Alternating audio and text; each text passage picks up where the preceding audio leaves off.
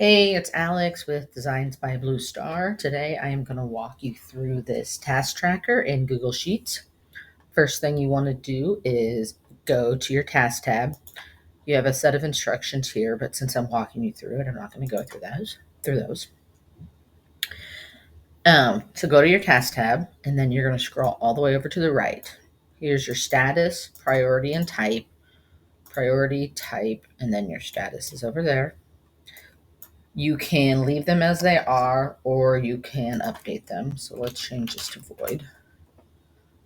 You can see over here, void automatically updated. You will need to update it here so you have that red because it was canceled. You just select from the drop down and select void.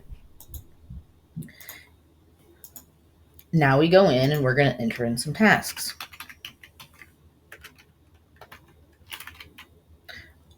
I can either start typing it or I can go over here and select from the drop down. Same thing here.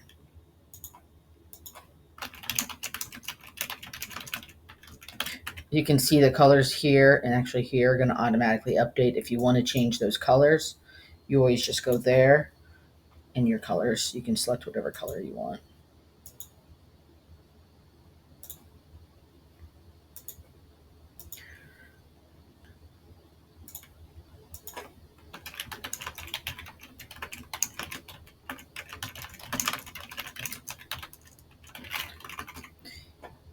These tasks are going to show over here on your board.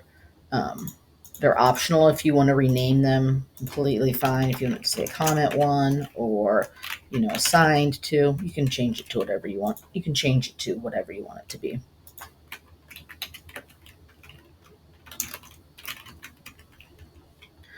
So as you can see, I'm just going in here and entering in some information.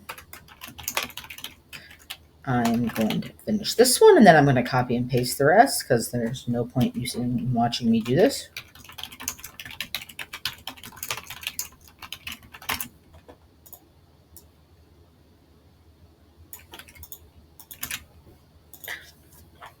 Okay, as you can see, we have a decent amount of information in.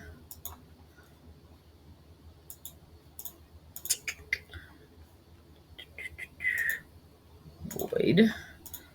When I created this information, I was using canceled and not void.